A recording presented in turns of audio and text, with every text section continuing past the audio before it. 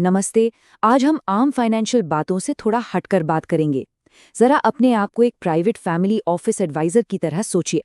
एक ऐसा एडवाइजर जो इमोशंस नहीं बल्कि ठोस पत्थर जैसे मजबूत स्ट्रक्चरल सिस्टम्स पर भरोसा करता है। आज हम माकियावेली के फाइनेंस से जुड़े उन 21 नियमों का निचोड़ निकालने वाले हैं। हम एक ऐसा ब्लूप्रिंट तैयार करेंगे जो किसी भी नए संस्थापक या फैमिली पेट्रियार्क के लिए सदियों तक टिकने वाली दौलत की नींव रखेगा। तो चलिए शुरू करते हैं।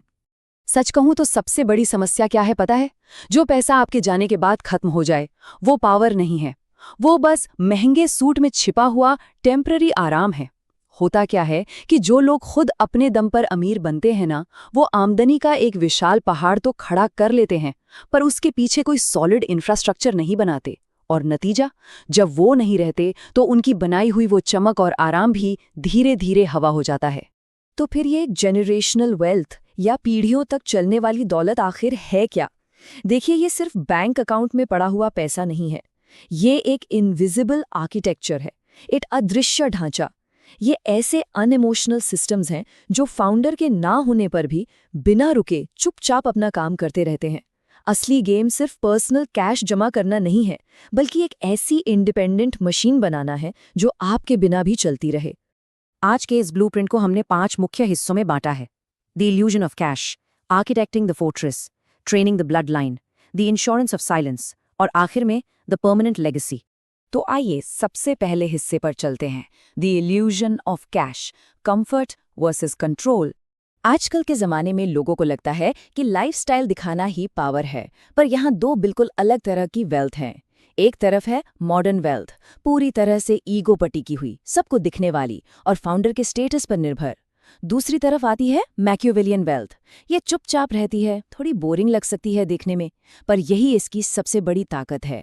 नए ट्रेंड्स आएं, मार्केट बदले या फाउंडर ना रहे, ये दौलत अपनी जगह से हिलती तक नहीं।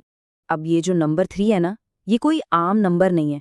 ये एक बहुत ही कड़वी ऐतिहासिक सच्चाई है। बिना किसी ठोस सिस्टम के बड़े से बड़े पारिवारिक साम्राज्य ठीक 3 पीढ़ियों के अंदर मिट्टी में मिल जाते हैं।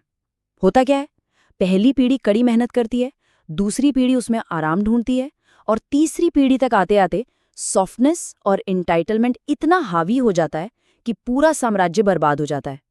यही वजह है कि हमें अपने दूसरे स्तंभ की जरूरत पड़ती है, आर्किटेक्टिंग द फोर्ट्रेस, यानी संरचनात्मक बचाव।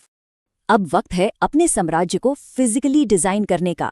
एक समझदार मुखिया अपने एसेट्स और होल्डिंग कंपनीज का ऐसा जाल बुनता है जो उसके रोजाना इन्वॉल्व हुए बिना स्मूथली चले। इसे आप मॉड्यूलर वेल्थ कह सकते हैं, जैसे एक मकड़ी का जाला।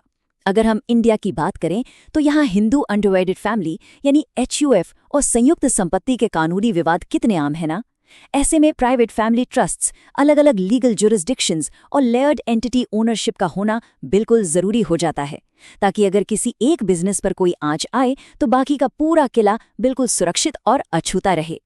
और सबसे जरूरी बात, हमें ऐसे सिस्टम्स डिजाइन करने हैं जो इमोशनल केओस का स्ट्रिक्टली सामना कर सकें। देखिए, आम परिवार जज्बाती वादों पर चलते हैं, लेकिन एक असली डायनेस्टी हमेशा कड़क ट्रस्ट्स और रूल्स का इस्तेमाल करती है। ये रूल्स आपकी दौलत को तलाक, भाई बहनों के आपसी झगड़ों या अचानक आई किसी पैनिक की स्थिति से बचा कर रखते हैं। यहाँ फैसले शर्तों पर होने चाहिए, जज्बात पर नहीं। अब आते हैं तीसरे और शायद सबसे मुश्किल हिस्से पर, training the blood line, psychological defence. एक कड़वा सच सुनिए, दौलत बनाने वालों के लिए सबसे बड़ा खतरा बाहर खड़े किसी दुश्मन से नहीं, बल्कि उनके अपने उत्तराधिकारियों से होता है, जो किले के बिल्कुल अंदर खड़े हैं। इसीलिए एक सख्त नियम होना चाहिए, reward execution not existence.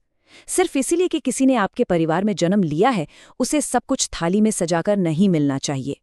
Unconditional wealth लोगों को आलसी और निकम्मा बना देती है। सिस्टम ऐसा बनाइए जहां पावर और पैसे तक पहुंचने के लिए डिसिप्लिन और मेहनत साबित करना लाजमी हो। आने वाली पीढ़ी को ट्रेन करने का सिलेबस बेहद कड़क होना चाहिए। शुरुआत छोटी जिम्मेदारियों से कीजिए, फिर उनके लिए इंजीनियर्ड स्ट्रगल डिजाइन कीजिए, यानी जानबूझकर ऐसी चुनौतियां लाइए जहां उन्हें खुद दिमाग लगाना पड़े। जैसे आपने देखा होगा, इंडिया के कई बड़े व्यापारिक घरानों में नई पीढ़ी को आते ही AC ऑफिस नहीं मिलता, उन्हें फैक्ट्री फ्लोर या छोटी दुकानों से रगड़ना शुरू किया जाता है। उन्हें ताकत तभी दीजिए जब वो शर्तें पूरी करें, ताकि वॉल्ट की चाबी मिलने से पहले उन्हें असली दुनिया की औकात और कीमत समझ आ जाए। चलिए आगे बढ़ते हैं चौथे स्तंभ की तरफ, the insurance of silence, informational defence. एक बात हमेशा याद रखिए, पब्लिक फेम यानी बहुत ज्यादा मशहूर होना असल में एक बहुत बड़ी कमजोरी है। जो जितना दिखता है उस पे निशाना लगाना उतना ही आसान होता है। खामोशी ही ताकत का सबसे बड़ा भीमा है। दुनिया के सबसे शक्तिशाली साम्राज्य ना हमेशा चुपचाप आगे बढ़ते हैं। उनका पब्लिक फुटप्रिंट इतना छोटा होता है कि जब तक बाहरी लोगों को उनके विशाल आकार का अंदाजा लगता है, तब तक उन्हें हिला पाना नामुमकिन हो चुका होता है। बाहरी प्रभाव और अंदरूनी दौलत के बीच एक सॉलिड कानूनी दीवार होनी चाहिए। बाहरी सतह पर आपकी पब्लिक इमेज, ब्रांडिंग और रिलेशनशिप्स हैं जो सबको दिखते हैं, लेकिन जो आपका अंदरूनी इंजन है, जैसे आपके ट्रस्ट्स, होल्डिंग कंपनीज और लीगली प्रोटेक्टेड एसेट्स, वो बिल्कुल अंधेरे में लोगों की नज़रों से दूर और सुरक्षित रहने चाहिए। इस तरह एक मुखिया बाहर अपना भौकाल तो दिखाता है, लेकिन अपनी असली आर्थिक शक्ति को पूरी तरह गुप्त रखता है। और अब हम आते हैं अपने आखिरी और पांचवें स्तंभ पर, the permanent legacy, systems surviving the founder. इस आखिरी स्टेज में आकर आपका बनाया हुआ ये आर्किटेक्चर एक ऐसी स्थिरता हासिल कर लेता है जहां इसे अब खुद फाउंडर की भी जरूरत नहीं होती। एक मुखिया की आखिरी जिम्मेदारियां क्या हैं? परिवार के नाम और उसके कोर वैल्यूज को बचाकर रखना, अपनी आने वाली पीढ़ियों को फाइनेंस, लॉ और टैक्स की जटिल भाषा सिखाना, और सबसे बड़ा काम उन आने वाले वंशजों के लिए एक कानूनी रूप से आत्मनिर्भर ढांचा खड़ा करना जिन्होंने अभी तक जन्म भी नहीं लिया है। उन्हें सिखाना कि समय उनका सबसे बड़ा हथियार कैसे बन सकता है। और जब ये साम्राज्य पूरी तरह बनकर तैयार हो जाए ना, तो इसके नक्शे को जला दीजिए। हाँ, सुनने में थोड़ा अजीब लग सकता है, पर यह माकियावेली का एक मास्टर स्ट्रोक है। अपनी आने वाली पीढ़ियों को सब कुछ प्लेट में सजाकर देने या रटे रटाए फॉर्मूला सिखाने के बजाय उनका नज़रिया, उनका माइंडसेट डेवलप कीजिए। इससे होगा ये कि आने वाली पीढ़ियां हमेशा भूखी और सतर्क रहेंगी, क्योंकि जो चीज़ लोग खुद मेहनत करके समझते और बनाते हैं, उसकी रक्षा वो अपनी जान लगाकर करते हैं। तो आज इस चर्चा को ख़त्म करने से पहले एक बहुत ही गहरा सवाल छोड़कर जा रहा हूं। जब कोई फाउंडर इस दुनिया से चला जाता है, तो आखिरकार उसने पीछे छोड़ा क्या? सोचिएगा ज़रूर। क्या हम सिर्फ कुछ समय के लिए चलने वाली टेम्पररी अमीरी इकट्ठी कर रहे हैं, या फिर सदियों तक सीना तान कर खड़ा रहने वाला एक अभेद्य किला आर्किटेक्ट कर रहे हैं? आज इस गहरे विश्लेषण में मेरे साथ जुड़ने के लिए बहुत बहुत शुक्रिया।